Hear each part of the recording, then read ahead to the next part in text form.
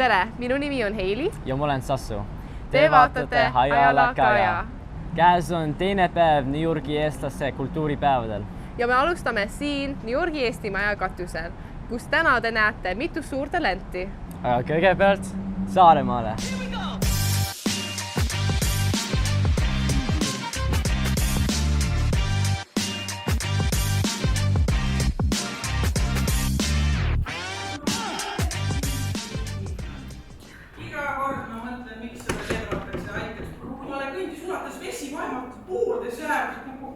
Helesini see niidiga midagi küll muinasjutte lootustunistusi. Mine kohe. Küllap see naine oli kaits. Ja kui siis tõll üks päev oma suurte ämbritega.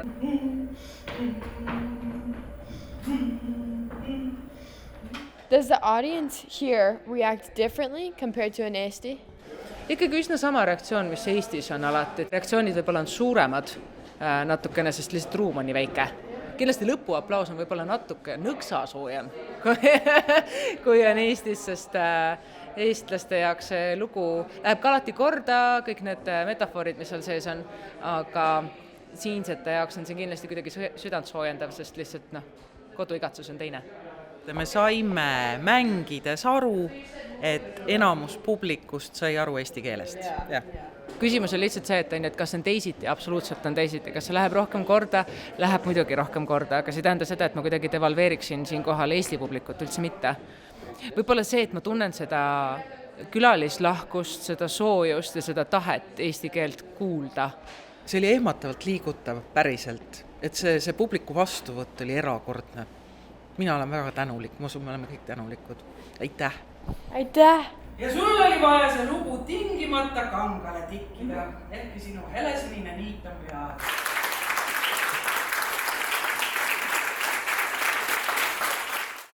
Eesti kultuur minu jaoks on eesti keel, Eesti elu, Eesti tegemised. See kõik on, mis lauludes, mis tantsudes, mis on teadlikult ja see on see, mida me tahame edasi viia ja jätkata. Tahame, et see peaks sealjuures ja lastele ja laadele ja sõige. Miks on kultuuripäevad tähtsad? Üks siht Eesti abistamiskomitee USAs on, et toetada Ühendriikide Eesti kogukonna tulevikku. Ja see muidugi tähendab, et me toetame meie noori ja meie kultuuripärandit. Ja üks üritus, mis toob neid kaks asja kokku, on kultuuripäevad. Mis sa teed? Meil on vaja saade teha. Ma loen.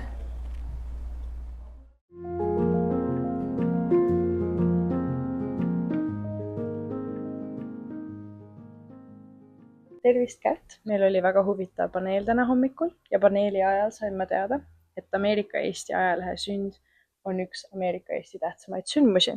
Kas sa saaksid natuke lahti seletada, miks on Ameerika Eesti ajalehed läbi aegade nii tähtsat rolli mänginud? No kui me võtame tegelikult ühiskonna, siis ajalehe tekkimine või ütleme sellise regulaarse kommunikatsiooni tekkimine on tegelikult alati ühiskonna küpsuse tunnuseks. 19. sajandi alguses oli juba siin päris palju Eesti meremehi, eks ju, et juba tekkis mingisugune selline Eesti kogukonna tunnetus.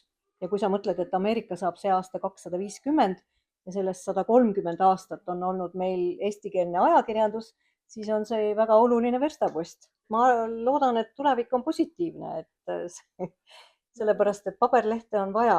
See puudutas mind, et sa ennem mainisid, et paber on see, mis teeb meist nii-öelda inimesed, et sa saad katsuda ja sa saad nagu näost näkku suhelda ja see on väga tõsi. Just see, et kui sa inimesega räägid, eks ju, siis läheb mõte lendama, siis tekib energia, siis tekivad uued mõtted, eks ju. Mul on tunne, et noortel läheb ka natuke selle teise poole, et nad tegelikult igatsevad seda inimlikku kontakti ja seda füüsilist paberit, seda tellise maja, eks ju, et seda kõike seda, mis on päris. Suur aitäh! Aitäh! Sassu, kas oled kunagi midagi kuulnud Funk Embassyst? Jaa, muidugi, mu vanaema elab seal. Ma arvasin, su vanaema elab Tartus. Ei, mu teine vanaema, mu vanaema. Ta elab Peipsi järve ääres. Pleasure to have you guys. Please introduce yourselves in the Funk Embassy. Well, Funk Embassy nowadays is like a music house, so it does everything from producing tracks, putting them on the LPs, releasing them online, and nowadays we actually have a full-on studio. So if you come in and you're an artist, you can come in and we'll do the whole thing. All right. So the Funk Embassy has a lot of archives from earlier periods. So how do you decide what to take out of these archives and show to the public, and how do you decide what stays in? Those archives are actually one of the most amazing things that it's an endless sort of well of material. There's a couple of 100,000 phonograms there to explore, and one aspect I think we enjoy the most on that record label side of things is sort of the music curation, trying to figure out which songs to highlight. Is there a specific kind of groove or kind of beat that you have right now in this culture that you reference from the old archives to match with the new listeners? I don't know. I guess we just do the thing. We just like the music, and that's about it. Gut feeling. Yeah, we just like it, and I mean, there's no big science behind it, I would say. I would also say we've sort of established what we don't like. Not all of the compositions are great. So it's really a question of our personal tastes and what sort of we feel like works with the Groove of USSR idea as a backbone. All right. Thank you guys all for coming on our section of the interview. Much appreciated. Thank you, Kieran. Yeah. Thank you, Kieran.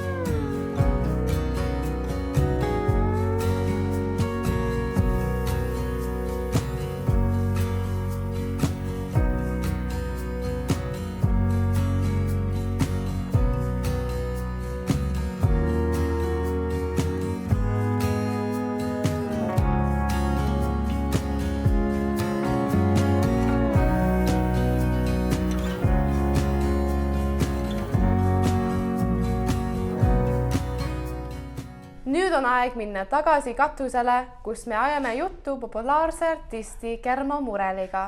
Kas sa ei mõtle ebapopulaarne?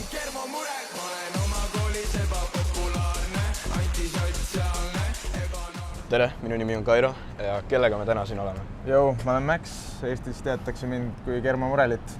Millal läks muusika hobist tööks? Muusika minu jaoks läks hobist tööks, siis kui ma hakkasin raha sellega teenima, ma arvan, mu esimene live oli vist 2018 või 19, aga siis ka ei olnud asi, millega ära elada veel. Mul oli selline breakthrough lugu oma sõbraga ja siis ilmselt skeene Eestis sai teada meie kohta ja siis tekkisid võib-olla võimalused enda mussi pushida suuremaks ja kaugemale. Mis suunas su muusika edasi liigub? No mussi teed, siis sul on kuskilt mingi inspiratsioon ja ma reisin suht palju ja üritan välismaalt mingit inspiratsiooni ammutada. Et ilmselt täna siin olles ka näen uut linna, uut riiki ja see on mingisuguse kultuurilise impacti ja siis ilmselt kuidagi sellest tulevad juba mingi uued soundid või uued mõtted.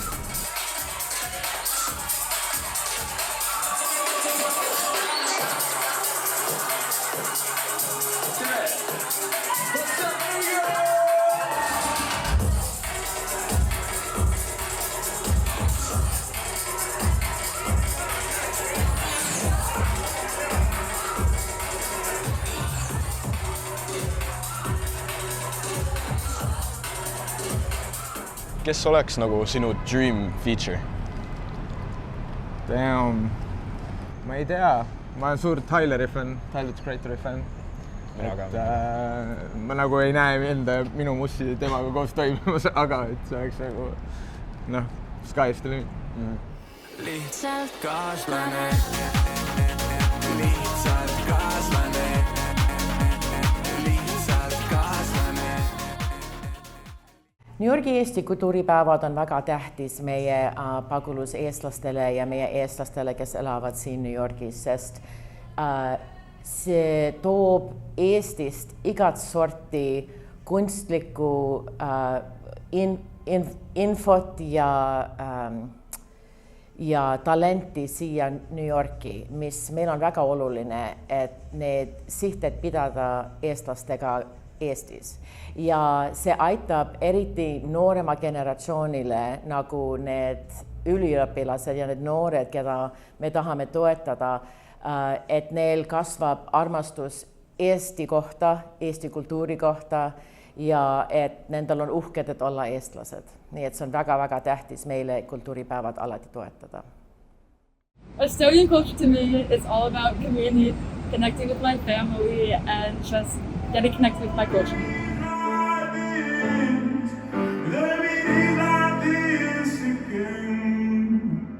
Ma olen väga elevil, et käia Nööbi kontserdil.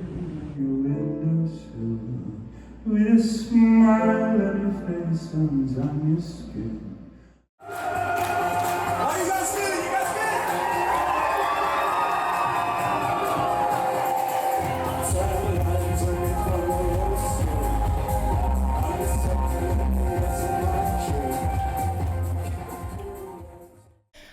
Meie esimene küsimus on, mis on raskem?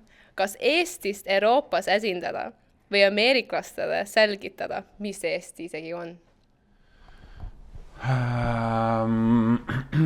Ma arvan, et ameeriklastele seletada, mis Eesti on keerulisem. Mis mulje on praeguseks jäänud välis-Eesti kogukonnas siin New Yorgis ja kas on midagi ka üllatunud? Ühe näitena võin tuua, et ma olen siin näinud rahvatantsu rohkem New Yorgis, kui ma olen näinud Eestis viimase 10 aasta jooksul. Tõesti? Te teete rahvatantsu rohkem. Mis on lahe, ma täna vaatasin, et see on nii, et selles mõttes nii wholesome asi. Kuidas muusika aitab hoida eestlus välismaal, sa arvad? Nagu Eesti muusika? Ma arvan, et see praegune ongi hea näide, et inimesed tulevad kokku, sest tegelikult mis tihtipeale liidabki inimesi ongi ühine kultuur. Ja no muusika on üks nii-öelda osa sellest. Ma arvan, et see selline kodutunde tekitamine läbi siis nii-öelda kohaliku või nii-öelda kodumaa kultuuri, et see kindlasti ühendab. Rääkides sinu laulust Rooftop, siis milliste linnadele või katusele sa seda laulu kirjutades mõtlesid? Tallinna. Kuidas me siia saime? Kuidas saime siia? Kuidas siin katusel olles tundub? Kas see laul sobiks ka siia katusele? See sobib, proovime kohe järgi. Singing from the rooftop sobib väga hästi. See on hea. 5+. See on väga lahe katus, mulle meeldib see. Selle katuse pluss on see, et see ei ole liiga edev katus, vaid ta ongi täpselt siuke, et salaja saad tulla siis nagu mõnus. Kas sa arvad, et see New York on hea inspiratsiooni allikas? Jaa. No seda sama saaks sampeldada, on ju.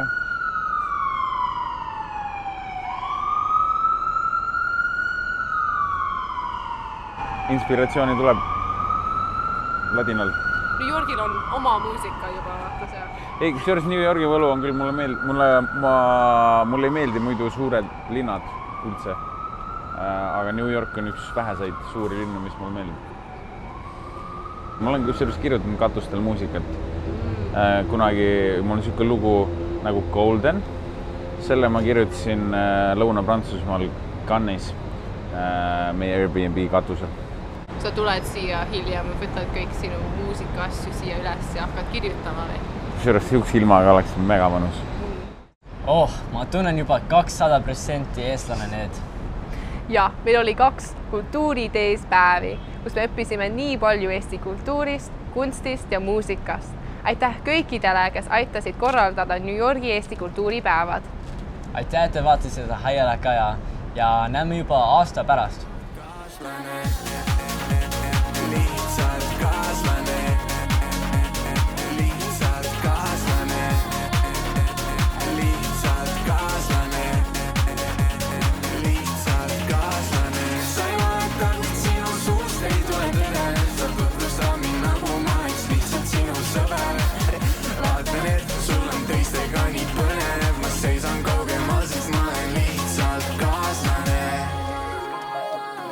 lihtsalt kaaslane, lihtsalt kaaslane.